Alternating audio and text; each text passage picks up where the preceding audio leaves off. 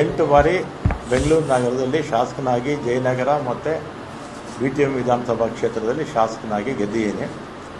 ಮೊದಲನೇ ಸಲ ವೀರಪ್ಪ ಮೊಯ್ಲಿಯವರ ಮಂತ್ರಿಮಂಡಲದಲ್ಲಿ ಸಚಿವನಾಗಿದ್ದೆ.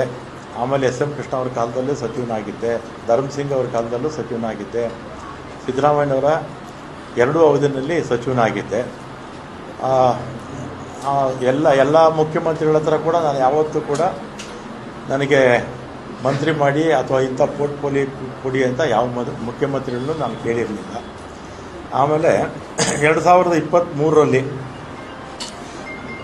ಮುಖ್ಯಮಂತ್ರಿಗಳು ಸಿದ್ದರಾಮಯ್ಯನವರಾದರು. ಆಗ ನಾನು ಅವ್ರನ್ನ ಹೋಗಿ ನಾನೇನು ಮಿನಿಸ್ಟ್ರ್ ಮಾಡಿ ಅಂತ ನಾನೇನು ಕೇಳಿರಲಿಲ್ಲ. ಅವರೇ ಕರೆದು ನನ್ನ ಮಿನಿಸ್ಟ್ರ್ ಮಾಡಿದ್ರು. ಆಮೇಲೆ 20ನೇ ತಾರೀಕು ಪ್ರಮಾಣ ವಚನ ಆಯಿತು. 23ನೇ ತಾರೀಕು ಸುರೇಶ್, ನಮ್ಮ ಬೈಕ್ ಸುರೇಶ್ ಈಗ ಮಂತ್ರಿಗಳಾಗಿದ್ದಾರೆ, ಅವರು ಫೋನ್ ಮಾಡಿ ಮುಖ್ಯಮಂತ್ರಿಗಳು ಮಾತಾಡಬೇಕಂತೆ ಬನ್ನಿ ಅಂದರು. ಕನ್ನಿಂಗ್ಹ್ಯಾಮ್ ರೋಡ್ಗೆ ಹೋದೆ.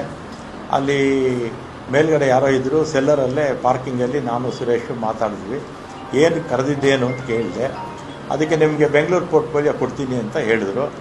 ಅಷ್ಟೇ ತಾನೇ ಫೋನಲ್ಲಿ ಹೇಳಿದ್ರೆ ಸಾಕಾಗಿತ್ತು, ಇದಕ್ಕೆ ಯಾಕೆ ಕರೆದ್ರಿ ಅಂತೇಳಿ ನಾನು ಸಿದ್ದರಾಮಯ್ಯ ಅವ್ರನ್ನ ಭೇಟಿನೂ ಮಾಡಲಿಲ್ಲ. ಅವರು ಬೆಂಗಳೂರು ಪೋರ್ಟ್ಫೋಲಿಯೋ ಕೊಡ್ತೀನಿ ಅಂತ ನಾನು ಬಂದುಬಿಟ್ಟು ನಾನೇನು ಕೇಳಿರಲಿಲ್ಲ. ಪೋರ್ಟ್ಫೋಲಿಯೋ ಕೊಡಿ ಅಂತ ನಾನು ಸಿದ್ದರಾಮಯ್ಯನವ್ರನ್ನೂ ಕೇಳಲಿಲ್ಲ. ಅವರೇ ವಾಲಂಟಿಯರ್ ಆಗಿ ಕೊಡ್ತೀನಿ ಅಂತ ಹೇಳಿದರು. ಆಮೇಲೆ 25ಕ್ಕೆ ಅನೌನ್ಸ್ ಆಯಿತು ಪೋರ್ಟ್ಫೋಲಿಯೋ. ನನ್ನದು ಮತ್ತೆ ಟ್ರಾನ್ಸ್ಪೋರ್ಟ್ಗೆ ಹಾಕ್ಬಿಟ್ಟಿದ್ರು. ಆಮೇಲೆ ನಾನು ಫೋನ್ ಮಾಡಿದೆ, ಸುರೇಶಿಗೆ ಫೋನ್ ಮಾಡಿದೆ. ಅವರಿಬ್ಬರ ಜೊತೆಯಲ್ಲೇ ಕಾರಲ್ಲಿ ಹೋಗ್ತಾಯಿದ್ರು. ಯಾಕೆ ಈಗ ಆಯಿತು ಅಂತ ಹೇಳಿದೆ. ಇದು ಬೇರೆ ಬೇರೆ ಕಾರಣಗಳಿಂದ ಇದು ಬದಲಾವಣೆ ಆಗೋಯಿತು ಅಂತ ಹೇಳಿದರು. ಆಮೇಲೆ ನಾನು 25ನೇ ತಾರೀಕು ಮಾತಾಡಿದ್ಮೇಲೆ ನಾನೇನು ಕೇಳಿರಲಿಲ್ಲ, ಯಾರು ಇಂಥ ಇಲಾಖೆ ಬೇಕು ಅಂತ ನಾನು ಕೇಳಿರಲಿಲ್ಲ.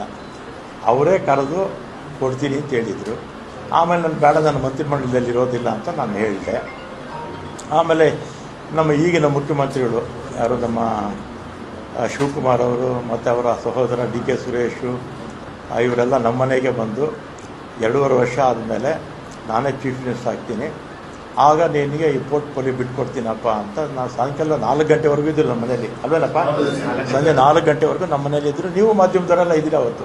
ಶಿವಕುಮಾರ್ ಅವ್ರನ್ನೂ ಕೂಡ ನಾನು ಮಂತ್ರಿ ಮಾಡ್ಕೊಳ್ಳಿ ಅಂತ ಕೇಳಲಿಲ್ಲ, ಅಥವಾ ಸಿದ್ದರಾಮಯ್ಯನವ್ರ ಹತ್ರ ಹೋಗಿ ನನ್ನ ಮಂತ್ರಿಮಂಡಲದಲ್ಲಿ ಸೇರಿಸಿ ಅಂತ ಹೇಳಲಿಲ್ಲ, ಅಥವಾ ಹೈಕಮಾಂಡ್ಗೆ ಹೋಗಿ ನನ್ನ ಮಂತ್ರಿ ಮಾಡಿ ಅಂತ ನಾನೇನು ಕೇಳಿರಲಿಲ್ಲ.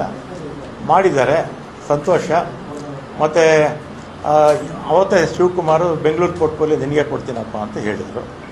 ಆಯಿತು ಅಂತ ಬಂದೆ. ನಾನು ಅದನ್ನು ಕೇಳಿರಲಿಲ್ಲ, ಅವ್ರಿಗೆ ಅದನ್ನು ಕೇಳಲಿಲ್ಲ. ಅವರೇ ವಾಲಂಟಿಯರಾಗಿ ಹೇಳಿದರು.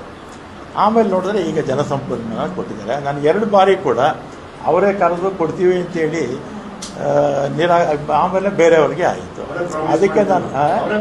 ಅದಕ್ಕೆ ನನಗೆ ಬೇಸರ ಆಗಿ ಈ ಆತ್ಮಸಾಕ್ಷಿ ವಿರುದ್ಧವಾಗಿ ಕೆಲಸ ಮಾಡೋಕ್ಕಾಗ್ತಿಲ್ಲ ಅಂಥೇಳಿ ಇವತ್ತು ನಾನು ರಾಜೀನಾಮೆ ಕೊಡ್ತಾ ಇದ್ದೀನಿ ಅಷ್ಟೇ. ಆಮೇಲೆ ಕಾಂಗ್ರೆಸ್ ಪಕ್ಷದಲ್ಲೇ ಇರ್ತೀನಿ, ಕಾಂಗ್ರೆಸ್ ಶಾಸಕನಾಗಿ ಮುಂದುವರಿತೀನಿ, ಅದರಲ್ಲೇನು ಎರಡನೇ ಮಾತಿಲ್ಲ.